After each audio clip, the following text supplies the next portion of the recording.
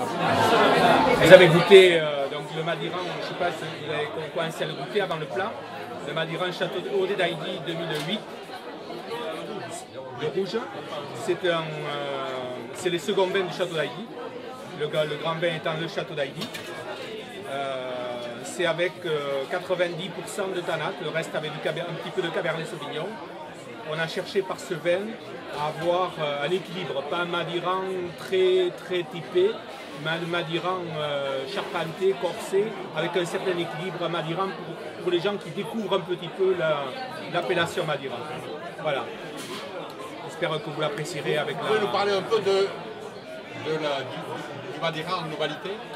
Vous présentez le Madiran? Oui, c'est ça, oui. Alors le Madiran, pour vous situer, c'est quand l'Adour, quand elle descend depuis Tarbes et quand elle va rejoindre Aire-sur-Adour, elle fait une espèce de petit croissant. Et nous sommes situés dans ce croissant que fait l'Adour en descendant depuis Tarbes, à cheval sur 3 départements. Les Pyrénées-Atlantiques, Haïdy, le village dont je suis, est dans les Pyrénées-Atlantiques. Le village de Madiran est dans les Hautes-Pyrénées. Et les villages de Montmusson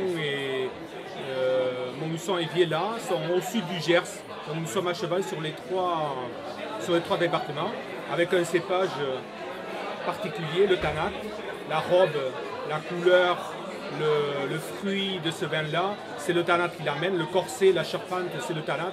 Un cépage qu'on retrouve uniquement dans la vallée de l'Adour, depuis ici Rouléguy au Pays Basque, en passant par les vins de Béarn, les vins de Chalosse, de Tursan, les vins de Côte de Gascogne, Côte de Saint-Mont, et puis à Madiran. Ailleurs en France, il est quasiment inconnu, le tanat. Il est un petit peu planté ou coplanté à Cahors avec du Malbec, mais juste à 10%. Donc il est vraiment installé dans notre microclimat ici, assez arrosé du sud-sud-ouest. Voilà. Et le fait qu'il soit arrosé fait que...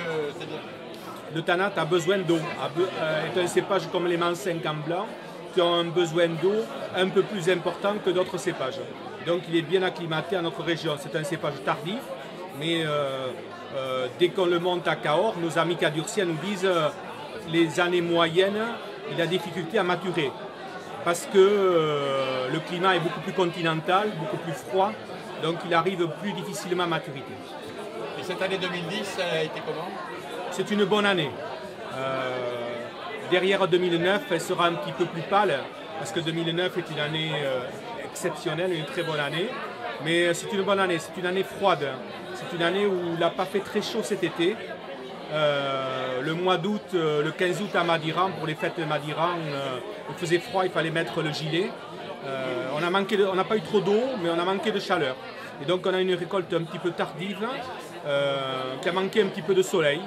Donc on a des vins fruités, mais qui manquent peut-être un petit peu d'intensité. Mais bon, ce sera quand même un joli millésime. Voilà.